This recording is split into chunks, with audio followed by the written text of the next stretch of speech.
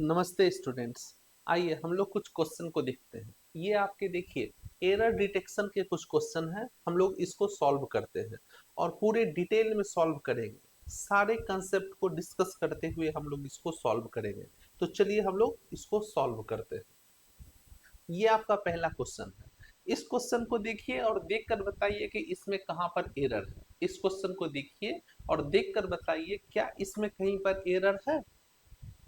तो देखिए यहाँ पर लिखा हुआ है when I was going to market I came across with an old friend of mine.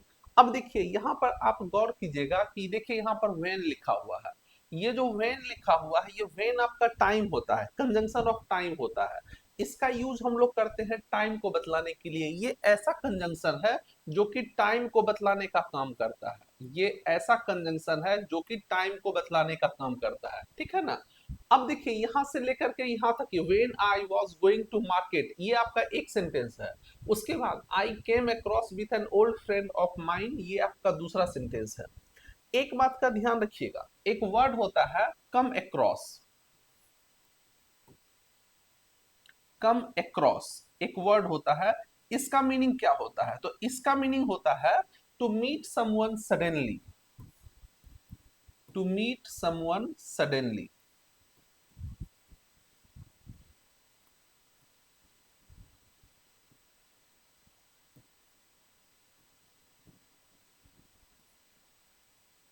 किसी से अचानक मुलाकात हो जाना, इसका अर्थ हो गया कि किसी से अचानक मुलाकात हो जाना।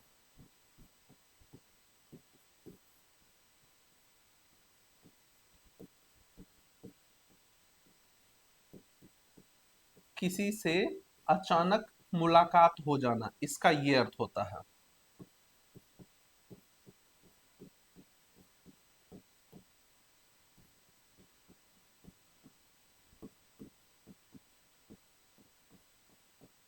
किसी से अचानक मुलाकात हो जाना। तो देखिए ये जो कम अक्रॉस वर्ड लिखा हुआ है, इस कम अक्रॉस में ऑलरेडी दो मीनिंग छिपा हुआ है। एक मीनिंग होता है इसमें इसके साथ ये जो कम अक्रॉस है इसके इसका मतलब ही होता है किसी से मुलाकात हो जाना। और इसके साथ कभी भी सडनली, ये जो सडनली वर्ड होता है, दो बात याद रखिएगा।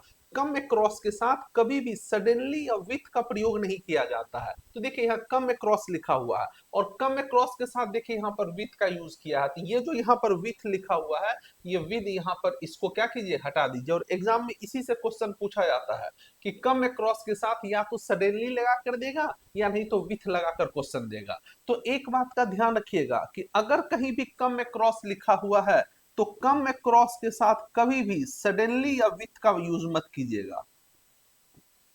कहीं भी कम अक्रॉस लिखा हुआ रहे तो कम अक्रॉस के साथ ना तो सडनली का यूज होता है ना ही विथ का यूज होता है। इस बात का ध्यान दीजिएगा।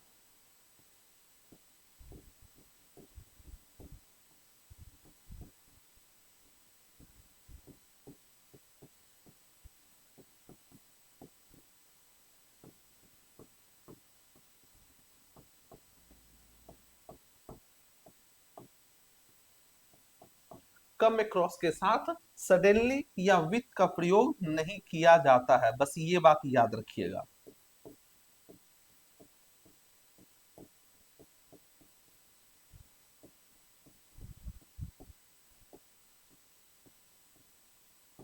ठीक है। तो अगर कहीं भी कम अक्रॉस लिखा हुआ रहे तो ध्यान रखिएगा कम अक्रॉस के साथ ना तो सडनली का यूज कीजिएगा और ना ही विथ का यूज कीजिएगा। तो ये आपका पहला क्वेश्चन था और एरर इसमें था कि यहां से विथ को हटा देना है। दूसरा क्वेश्चन देखिए। देखिए he gave me another work to do ये सेंटेंस लिखा हुआ है। अब देखिए इसको सॉल्व करने के लिए हम पहले एक सेंटेंस लिखते हैं। हमने एक सेंटेंस लिखा हमने एक सेंटेंस लिखा she gave me, she gave me a water to drink. मान लीजिए कि हमने यहां पर ये सेंटेंस लिखा she gave me a water to drink. अब कोई आपसे पूछे कि बतलाइए कि ये जो हमने लिखा है इस सेंटेंस में कहां पर एरर है, कहां गलती है। तो आप कहिएगा कि ये जो यहाँ पर अ वाटर लिखा हुआ है ये आपका यहाँ पर गलत है। क्यों गलत है? क्योंकि वाटर जो है ये आपका अनकाउंटेबल नाउन है। ये जो वाटर लिखा हुआ है, वाटर का यूज हम लोग जब भी करते हैं तो अनकाउंटेबल नाउन, ये जो वाटर है वाटर आपका अनकाउंटेबल नाउन है। वाटर आपका अनकाउंटेबल नाउन है, और किसी भी अनकाउंटेबल नाउन के पहले कभी भी ए या एन का यूज नहीं होता है, तो यहां से ए को हम लोग क्या करेंगे, हटा देंगे। उसी तरह से देखिए, अब एक बात समझिएगा, अगर कहीं भी अनदर लिखा होता है, ध्यान दीजिएगा, अगर कहीं भी अनदर लिखा होता है तो अनदर का मतलब क्या होता है, अनदर का मतलब होता है an plus other, an plus other. अगर कहीं भी अनदर लिखा होता है तो अनदर का अर्थ होता है एन प्लस अदर, ठीक है। तो अनदर में ऑलरेडी एन छिपा होता है, तो देखिए यहाँ अनदर लिखा हुआ है, ये जो अनदर लिखा हुआ है, तो अनदर में देखिए यहाँ पर एन छिपा हुआ है। तो अगर एन छिपा हुआ है और यहाँ पर देखिए वर्क लिखा हुआ है, उसके बाद देखिए यहाँ पर हमने ये वर्क लिखा हुआ है, और आपको पता है वर्क भी आपका अनकाउंटेबल नाउन है, तो अनकाउंटेबल नाउन है और इसके पहले देखिए एन लगा हुआ है, तो ये भी क्या हो गया, गलत हो गया। तो याद रखिएगा, वर्क अनकाउंटेबल नाउन है, और कोई भी अनकाउंटेबल नाउन कहीं पर लिखा हुआ रहे, ध्यान दीजिएगा, अगर कहीं भी कोई अनकाउंटेबल नाउन है तो अनकाउंटेबल नाउन की कुछ खासियत होती है, कुछ विशेषताएं होती है, और वो विशेषताएं कौन सी विशेषताएं होती है, तो जितनी भी अनकाउंटेबल नाउन होती है वो सबका सब सिंगुलर होता है। अनकाउंटेबल नाउन आपका हमेशा ही सिंगुलर होता है। अनकाउंटेबल नाउन के साथ आप कभी भी एस या ईएस का यूज मत कीजिएगा, और अनकाउंटेबल नाउन के पहले कभी भी ए या एन का भी यूज नहीं किया जाता है, ये बात याद रखिएगा। और वर्क आपका अनकाउंटेबल नाउन है, तो अनकाउंटेबल नाउन के पहले अनदर लिखा हुआ, ये अनदर आपका यहाँ पर क्या हो गया, गलत हो गया। तो अब ये अनदर गलत हो गया, तो अब हम लोग क्या करेंगे, अब हम लोग क्या करेंगे, तो क्या हम लोग यहाँ पर अदर कर दे, तो नहीं, अदर के बाद हमेशा काउंटेबल नाउन आता है, तो ये जो अनदर वर्क लिखा हुआ है, ये अनदर वर्क गलत हो गया। ध्यान दीजिएगा, अगर कहीं पर अनदर वर्क लिखा हुआ है, अगर कहीं पर अनदर वर्क लिखा हुआ है, तो ये अनदर वर्क आपका गलत हो जाएगा, और इसके बदले हम लोग लिखेंगे सम मोर वर्क, इसके बदले हम लोग लिखेंगे सम मोर वर्क। अब आपका सेंटेंस क्या हो गया, सही हो गया, सम मोर वर्क, ठीक है। तो ये जो अनदर वर्क लिखा हुआ है, इसको यहां से हटाएंगे और इसके बदले हम लोग सम मोर वर्क कर देंगे, सेंटेंस आपका सही हो जाएगा, ठीक है। अगला क्वेश्चन देखिए, देखिए, he refused to give me his spectacles because it was very expensive, कह रहा है उसने मुझे अपना चश्मा देने से इनकार कर दिया क्योंकि वह क्या था, बहुत ही महंगा था, वह बहुत ही महंगा था, ठीक है। अब एक बात समझिएगा, देखिए यहाँ पर स्पेक्टिकल्स लिखा हुआ है, ये यहाँ पर स्पेक्टिकल्स लिखा हुआ है, और आपको पता है कि अगर कहीं पर ये लिखा हुआ रहे, अगर कहीं पर शूज लिखा होता है, अगर कहीं पर सीजर्स लिखा होता है,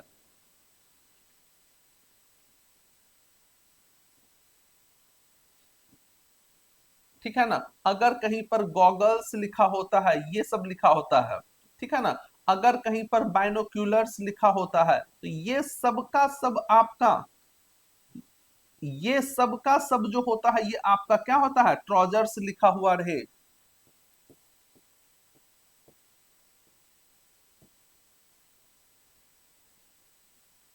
ट्राउजर, ट्राउजर्स लिखा हुआ है, जीन्स लिखा हुआ है, ये सब अगर लिखा होता है, पैंट्स लिखा हुआ है, ये सब लिखा होता है, तो ये सब का सब आपका पहले से प्लूरल होता है, ये आपको पता होना चाहिए, ये सब का सब आपका क्या होता है, पहले से प्लूरल होता है। तो ये जो स्पेक्टिकल्स लिखा हुआ, ये स्पेक्टिकल्स आपका यहाँ पर प्लूरल है, ये जो स्पेक्टिकल्स लिखा हुआ है, ये स्पेक्टिकल्स आपका प्लूरल है, ठीक है।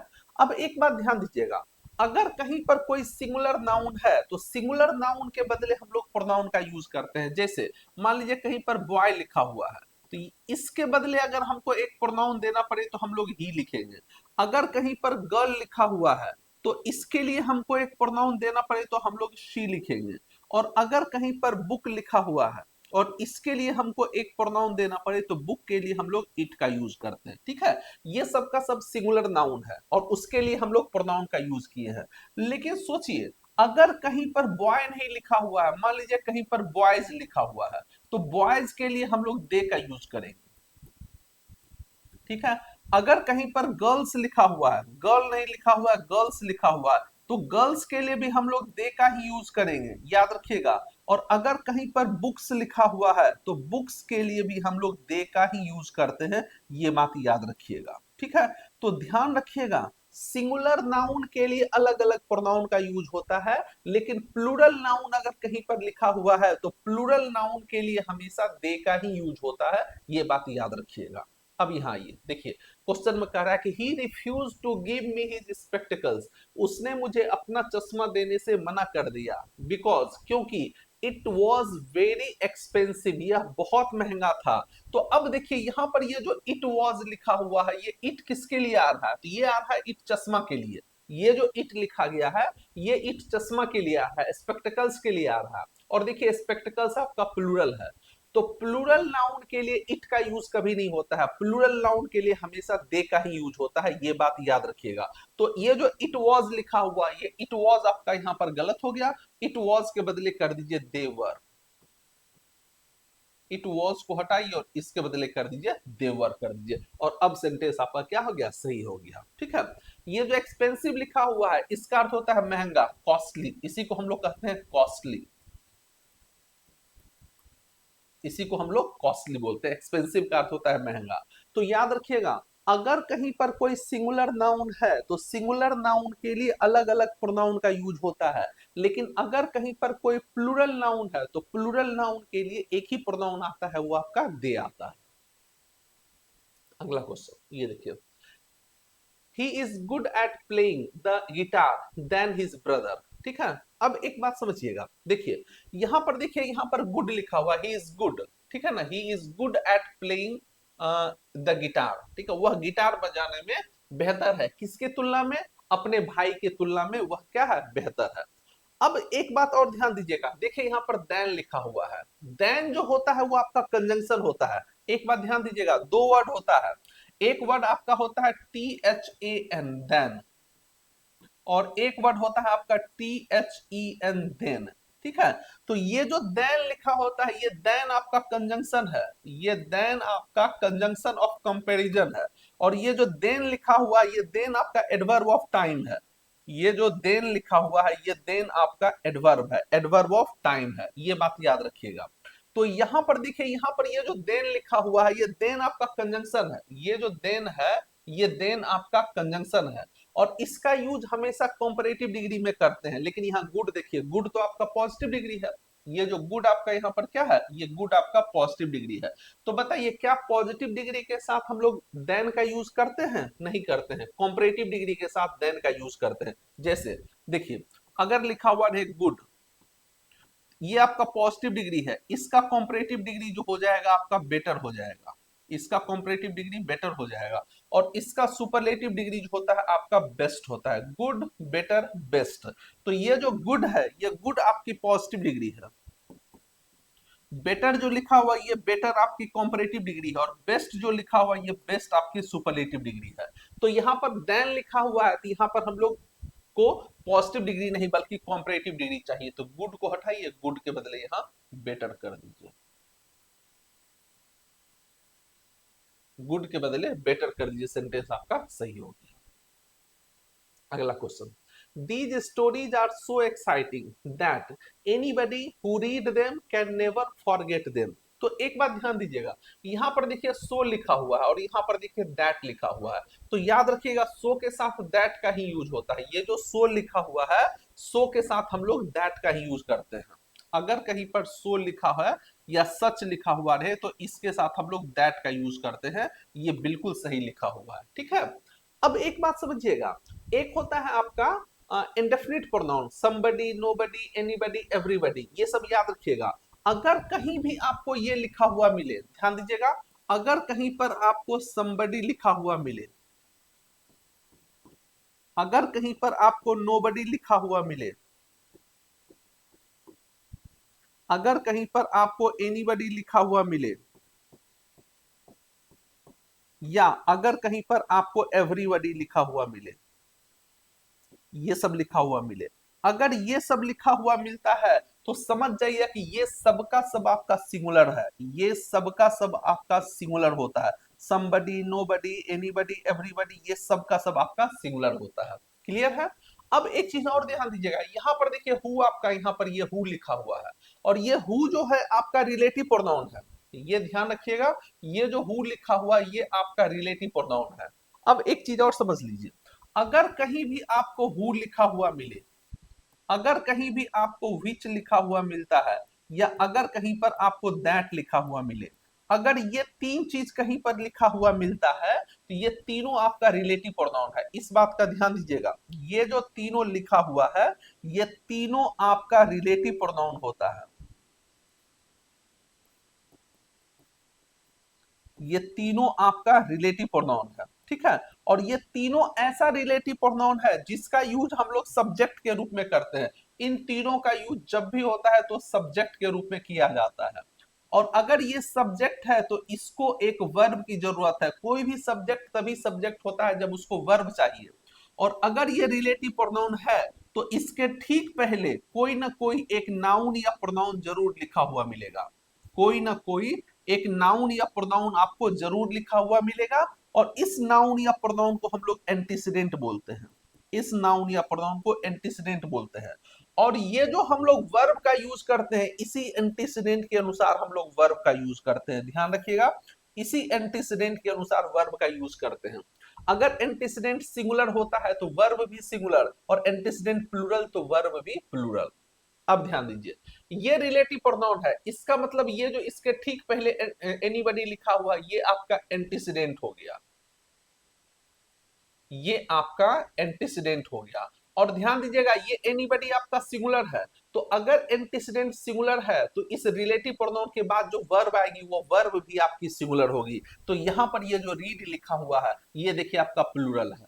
किसी भी वर्ब में जब तक हम लोग एस या ईएस नहीं लगाएंगे वो आपका प्लूरल नहीं होता है। तो ये रीड के बदले यहां पर क्या कर दीजिए, रीड्स कर दीजिए, और अब सेंटेंस आपका सही हो गया। ठीक है, तो याद रखिएगा जैसा रिलेटिव प्रोनाउन होता है वैसा ही वर्ब, उसके जैसा एंटीसीडेंट होता है वैसा ही आपका वर्ब होता है। ठीक है, तो ये आपका कुछ क्वेश्चन था। आज भर हम लोग इतना ही रखते हैं, फिर अगले दिन मिलते हैं। तब तक के लिए बाय, थैंक यू। और अगर आपको ये वीडियो अच्छा लगा होगा तो थोड़ा सा शेयर कर दीजिए अपने दोस्तों में। देखिए हमारे पास, हम लोग अभी नया नया चैनल स्टार्ट किए हैं, हमारे पास सब्सक्राइबर नहीं है, बिल्कुल सब्सक्राइबर नहीं है। तो हो सके तो इसको शेयर कर दीजिए अपने दोस्तों में।